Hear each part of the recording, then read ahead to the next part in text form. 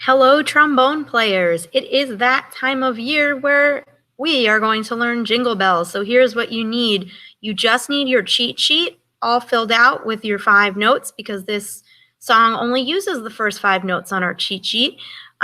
Here's the thing. I'm putting the music up on the screen right now, but if you realize it would be easier to write note names or slide positions into the music, you're going to have to print a copy. So I did put up a PDF of Jingle Bells right after this video in the module. So if you want to pause and print that PDF and get a pencil so you can write the notes in or the slide positions, that's fine. If you can tell what the notes are right off the screen, then you don't need to print anything.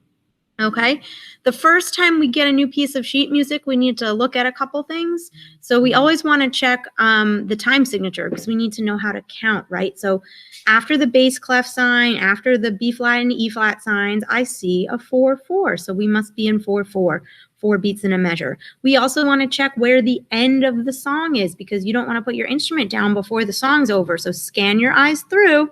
I see a double bar at the end of the 3rd line. Okay, something else that's new, it's not new, like you can't figure it out, but you see a 7 and a 13 at the beginning of the 2nd and 3rd lines. Those are measure numbers. So some computers put a measure number on every measure. So it would say 1, 2, 3, 4, 5, 6, and then 7. This computer program only puts it at the beginning of the 2nd, 3rd, 4th, 5th, however many lines. So there are technically 16 measures, but they've marked measure 7 and measure 13. That's easy to be like, hey, we got to start at measure 7. You know where that is. Okay, so the first thing we're going to do is we're going to say the notes for Jingle Bells. So you can point right along on your screen. If you feel like you're good at reading music with your eyes, then why don't you practice your slide on your trombone while you're saying the notes? Okay, here we go. Let's say the notes for Jingle Bells. You're going to notice halfway through it's like a copy paste and the notes might sound familiar. Okay, here we go. Saying the notes for Jingle Bells. 1, 2, say the notes. D, D, D, D, D, D, D, F, B flat, C, D,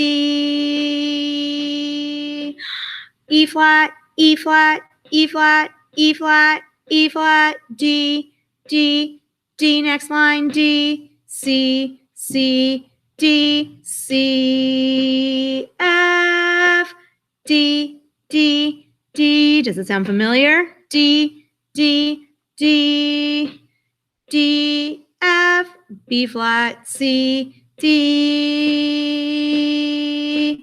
E flat, E flat, E flat, E flat, E flat, D, D, D, F, F, C, C, B flat. I looked up at the camera for 1 second and then I said the wrong note. So the second to last measure should be F, F, E flat, C, and then it ends on B flat.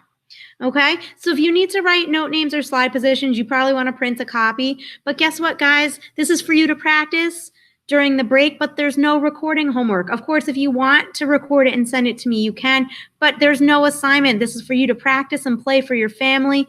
Maybe there's someone in your house you can play for, or they can play along with you. So I hope you have a great time practicing Jingle Bells and you have a great holiday break.